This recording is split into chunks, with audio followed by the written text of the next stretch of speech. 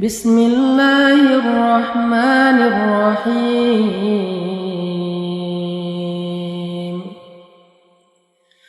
Walamma warada ma'a Madyan wajada alaihi ummatan minan nasi yasqun wa wajada min dunihim imra'atayn tazudan qala ma khatabukuma qalata la nasqi hatta yusdira ar-ri'a wa abuna shaykhun kabir fasaqā lahumā thumma tawallā ilā adh-dhill faqāla rabbi innī limā anzalta ilayya min khairin faqīr fasaqā lahumā thumma tawallā ilā adh-dhill faqāla rabbi innī limā anzalta ilayya min khairin faqīr. Shadaqallahul azim. Dan ketika Musa sampai di sebuah oasis di daerah Madyan. Dan ketika Musa sampai di sebuah oasis di daerah Madyan. Madyan itu kalau sekarang adalah kawasan Yordania. Maka Musa mendapati di oasis itu sekelompok orang sedang memberi minum kepada ternak mereka. Lalu Musa melihat di belakang sekelompok orang itu ada dua perempuan yang sedang menunggu. Lalu Musa datang kepada mereka berdua dan bertanya, "Ma khatbukuma?" Apa masalah kalian yang bisa saya bantu? Kedua perempuan itu berkata, "La nasqi hatta yusdirar ri'a." Kami tidak bisa memberi minuman ternak-ternak kami sampai para penggembala itu selesai dengan urusan mereka. Wa abuna shaykhun kabir. Dan ayah kami adalah orang yang sudah tua dan tidak mampu memberi minuman kepada ternak. Fasaqā lahumā summa tawallā ilā adh-dhill. Maka Musa pun membantu kedua perempuan itu untuk memberi minuman ternak mereka. Kemudian Musa beristirahat di bawah sebuah pohon. Faqala, lalu dia berdoa, "Rabbi, inni lima anzalta ilayya min khairin faqir." Ya Rabbi, sesungguhnya aku sangat membutuhkan kebaikan yang Engkau turunkan kepadaku. Shadaqallahul azim. Kisah yang kita baca ini adalah kisah cinta Nabi Musa dengan calon istrinya. Kisah pertemuan Nabi Musa dengan istri beliau. Ceritanya adalah Nabi Musa ceritanya lari dari Mesir karena ada kasus di Mesir. Waktu itu Nabi Musa nggak sengaja ngedorong orang Mesir terus mati. Karena Nabi Musa ini terkenal sebagai Nabi yang sangat kuat, Nabi yang sangat tangguh, Nabi yang sangat perkasa gitu. Sehingga tenaga beliau itu di atas rata-rata. Suatu ketika Nabi Musa lagi jalan di antara jalan-jalan di dalam kota Mesir, kota Memphis, ibu kotanya Mesir waktu itu. Sekarang Memphis itu udah jadi nama lain, yaitu Kairo. Lagi jalan-jalan di Kairo, tiba-tiba Nabi Musa ngelihat ada dua orang laki-laki berantem. Yang satu budak, yang satu orang merdeka. Budak ini Bani Israel, yang merdeka itu orang Mesir atau Egyptian, orang Kipti. Ketika mendekat ternyata orang Kipti ini arogan. Orang Kipti ini sombong. dia memperlakukan Bani Israel secara gak fair. Sehingga Nabi Musa mengingatkan dia, menasihati dia, tapi dia gak terima. Akhirnya dia mencoba untuk memukul Nabi Musa. Nabi Musa pun menahan diri dengan cara mendorong. Pas didorong sama Nabi Musa, mungkin gak sengaja terlalu keras, orang itu tiba-tiba jatuh dan mati. Sehingga gara-gara gak sengaja membunuh orang Kipti, Egyptian, akhirnya Nabi Musa menjadi buron, dikejar-kejar sama militer Firaun di Mesir. Maka Nabi Musa pun lari keluar dari Mesir, tapi nggak tahu mau kemana. Karena sebelumnya Nabi Musa belum pernah keluar dari Mesir. Apa kata Nabi Musa ketika keluar dari Mesir? Rabbi, asa ayyahdiyani sawa as-sabil. Semoga Tuhanku akan memberiku petunjuk kepada jalan yang lurus. Jadi Nabi Musa mengawali perjalanannya dengan doa syafar. Nah, ketika Nabi Musa sampai di daerah Madian, setelah perjalanan beberapa hari, Nabi Musa jalan kaki dengan bekal yang seadanya, pakaian seadanya, nggak pakai kendaraan. Kebayang nggak capeknya jalan dari Mesir sampai ke Yordania jalan kaki sendiri, bekal seada-adanya, namanya juga lari mendadak. Mungkin cuma bawa beberapa butir korma sama air seadanya, sehingga Nabi Musa melakukan perjalanan yang sangat melelahkan. Sampai di Madian, Nabi Musa melihat sebuah oasis. Oasis itu kalau di tengah padang pasir adalah harapan. Ketika Nabi Musa sampai di oasis, Nabi Musa melihat ada sekelompok para penggembala sedang memberi minuman ternak mereka. Dulu tuh satu gembala itu bisa punya 100 ekor onta, 100 ekor domba. Mereka punya ternak yang banyak, satu orang penggembala. Dan ini ada beberapa orang penggembala yang lagi ngantri ngasih minum ternak-ternak mereka. Dan yang luar biasanya, Nabi Musa melihat di belakang antrian penggembala itu ada 2 cewek yang sedang menunggu sambil memegang tali ternak-ternak mereka. Nabi Musa tahu perempuan itu sedang membutuhkan bantuan.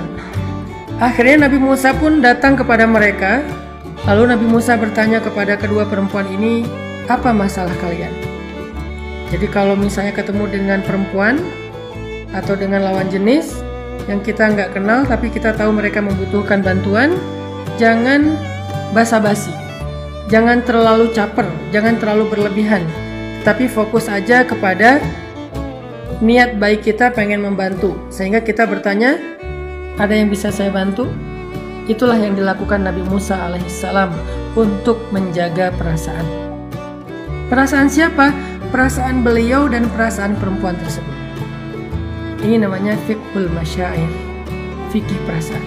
Orang yang paling mengerti tentang perasaan, peka tentang perasaan, mereka akan hati-hati menjaga perasaan. Karena Nabi Musa nggak kenal perempuan itu, jangan sampai ternyata itu istri orang.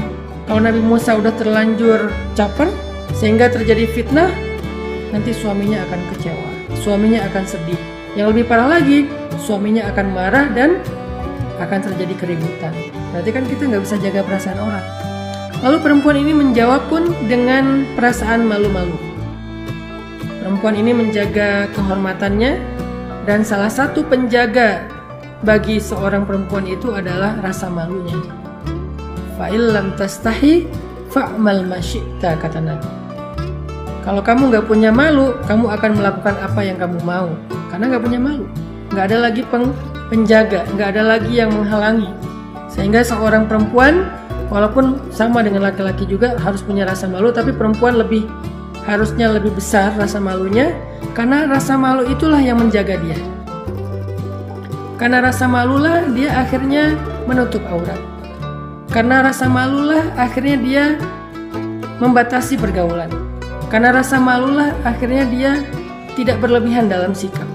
Karena rasa malulah akhirnya dia bicaranya normal, nggak dibuat-buat. Dan semua perempuan solehah yang kita baca sejarahnya di dalam Al-Quran atau Sunnah, semua mereka punya rasa malu yang besar. Jadi rasa malu itu crown, mahkotanya cewek. Semakin besar rasa malunya, semakin besar mahkotanya, sehingga dia menjadi seorang ratu atau putri yang terhormat. La naski hatta yusdirar ri'a. Nabi Musa langsung ngerti, nih cewek terhormat. Mereka juga paham, nih cowok baik nih, menawarkan bantuan gak basa-basi, gak caper. Padahal aslinya udah keren, aslinya ganteng. Kalau mau basa-basi sedikit, caper sedikit, cewek bakal kelepek-kelepek. Nabi Musa. Tapi dia gak mau membuat fitnah. Jadi cowok-cewek ini dua-duanya keren, sama-sama menjaga. Dan kita nanti akan tahu, ternyata dengan saling menjaga itu Allah memberikan mereka jalan untuk jadi jodoh. Padahal Nabi Musa dan calon istrinya termasuk orang yang sangat menjaga dan membatasi diri, tapi bisa jadi pasangan. Jadi gak usah khawatir soal jodoh. Gak gara-gara kita gak pacaran terus kita gak nikah, gak gara-gara kita gak punya teman lawan jenis terus kita gak punya calon jodoh. Rumus jodoh itu gak pakai logika. Rumus jodoh itu pakai iman, pakai ketaatan. Itulah rumus jodoh. Yang baik ketemu yang baik, berarti taat kan?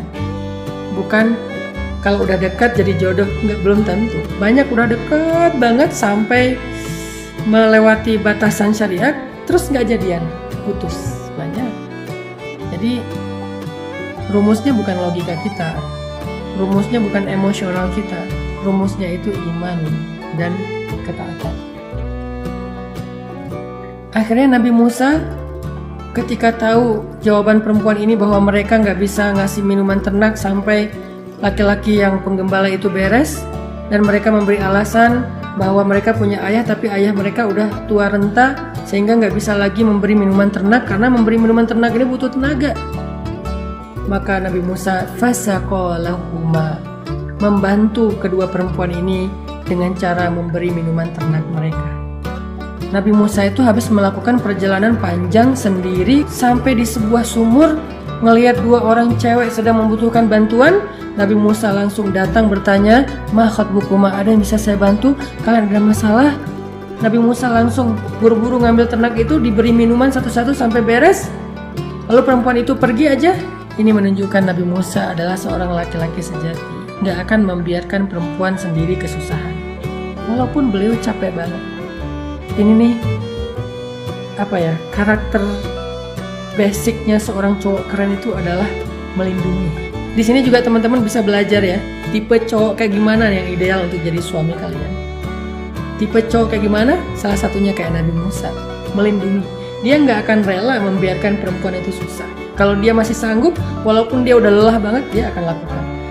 Kebayang nggak kalau cowok kayak gini jadi suami? Ngelihat istrinya rempong di dapur, ngelihat istrinya seharian capek ngurus anak. Tega nggak nih laki-laki ngelihat istrinya capek? Nggak akan tega. Dan buat cowok, belajarlah menjadi seperti Nabi Musa, yang nggak akan tega ngebiarin cewek susah. Ketika kedua perempuan ini udah pulang ke rumahnya, Nabi Musa balik ke tempat beliau istirahat. Beliau kembali dan duduk di bawah pohon yang rindang, istirahat. Dalam keadaan lapar, dalam keadaan capek, dalam keadaan ngantuk, dalam keadaan haus, Nabi Musa kemudian duduk di bawah pohon itu sambil berdoa kepada Allah. Rabbi, inni lima anzalta ilayya min khairin faqir. Wahai Rabbku, aku sangat membutuhkan kebaikan yang Engkau turunkan untukku. Coba lihat etika Nabi Musa berdoa. Elegannya bahasa Nabi Musa ketika berdoa. Nabi Musa bilang apa? Rabbku, aku sangat membutuhkan apa yang Engkau turunkan dari kebaikan untukku. Nabi Musa nggak bilang, ya Allah saya lapar, enggak. Nabi Musa nggak bilang, ya Allah saya haus, enggak. Nabi Musa nggak bilang, ya Allah saya nggak tahu harus nginep di mana malam ini, nggak ada tempat tinggal, enggak. Tapi Nabi Musa bilang, ya Rabbku, sesungguhnya aku sangat membutuhkan kebaikan yang Kau turunkan untukku. Apa maksudnya? Nabi Musa menyerahkan kebaikan apa yang akan Allah turunkan untuk beliau terima. Nabi Musa nggak mau mengatakan secara spesifik, walaupun boleh berdoa secara spesifik itu boleh. Tapi saking pemalunya Nabi Musa, saking gak enaknya Nabi Musa sama Allah, saking elegannya bahasa Nabi Musa, saking yakinnya Nabi Musa bahwa Allah itu pasti memberikan yang terbaik, maka Nabi Musa bilangnya, Rabbi, inni lima anzalta ilayya min khairin fakir. Disinilah kita belajar pada Nabi Musa satu hal. Belajar merasa fakir di hadapan Allah Subhanahu wa Ta'ala. Fikih perasaan, belajar perasaan fakir di hadapan Allah Subhanahu wa Ta'ala. Apa itu perasaan fakir? Perasaan gak punya apa-apa, perasaan gak bisa apa-apa tanpa Allah, perasaan butuh hanya kepada Allah. Sehingga ketika kita memiliki perasaan itu kepada Allah, merasa fakir di hadapan Allah, maka muncullah rasa syukur. Dikasih apa aja kita bersyukur, karena menurut kita semua itu baik dan kita butuh. Dikasih berapapun kita bersyukur. Tapi kalau kita ngerasa kaya di hadapan Allah, pasti standarnya beda. Susah menghargai pemberian Allah. Yang ada kita protes.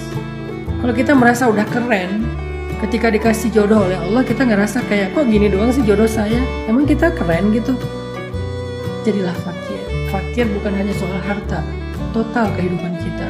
Saya itu orang biasa aja, bukan orang hebat, bukan orang keren, bukan orang ganteng, bukan orang cantik.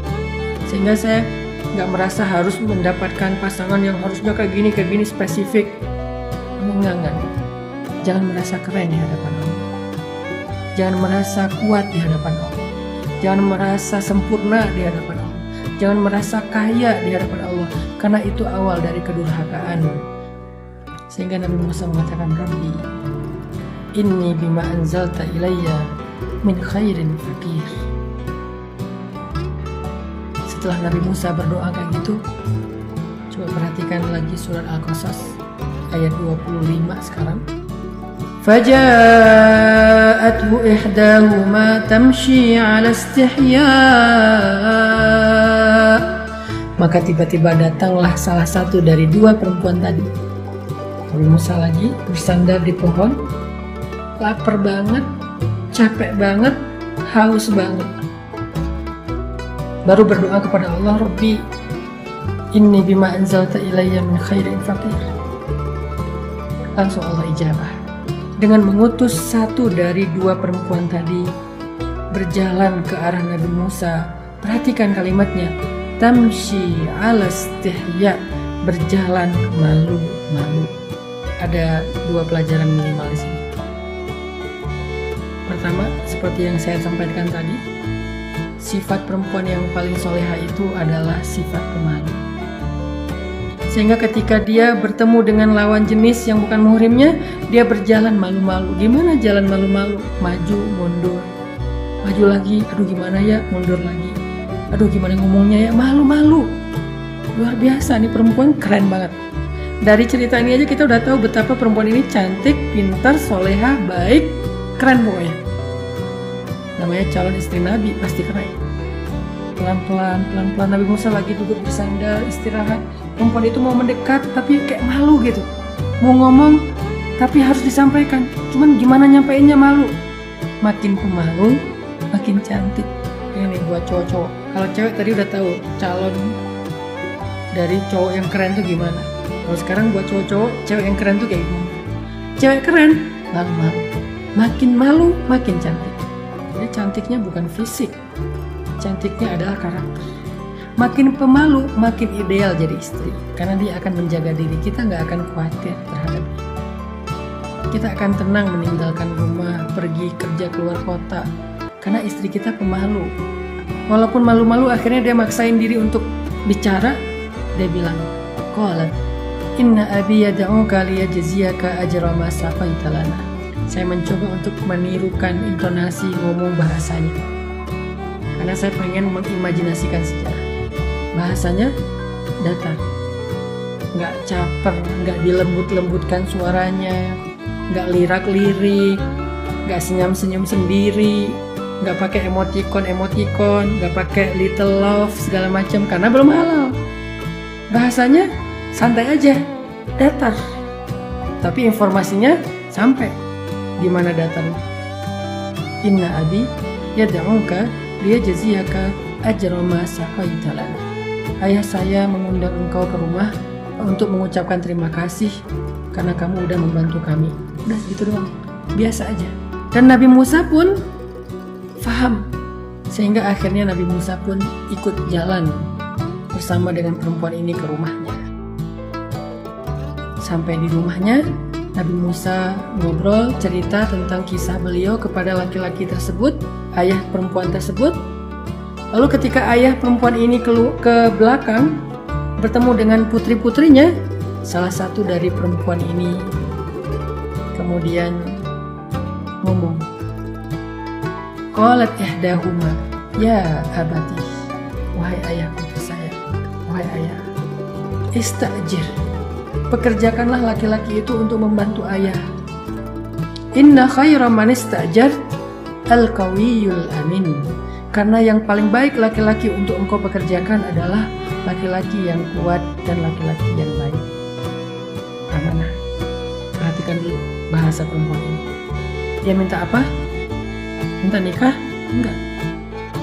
Minta dinikahkan? Enggak. Minta apa? Minta supaya ayahnya mempekerjakan laki-laki tersebut karena menurut anaknya laki-laki itu laki-laki yang baik dan laki-laki yang kuat. Dan ayah perempuan ini juga laki-laki yang terhormat, laki-laki yang bijaksana, faham maksud anaknya. Dia faham kalau anak perempuannya tertarik dengan laki-laki tersebut. Karena kalau nggak tertarik, dia nggak akan komen kalau laki-laki itu baik dan kuat.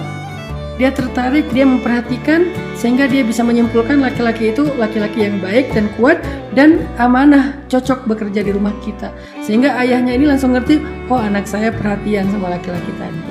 Oh anak saya kayaknya punya perasaan kepada laki-laki tadi. Cuman karena dia pemalu dan menjaga kehormatan, dia ngomongnya bahasanya bahasa sindiran, elegan, kiasan. Sehingga ayahnya bilang apa kepada Nabi Musa? Di ayat 27. Inni uridu an unkihaka ihdabnatayya hatain. Aku ingin menikahkan kamu dengan salah satu dari putriku. Sehingga akhirnya ayahnya langsung meminta Musa untuk melamar putrinya.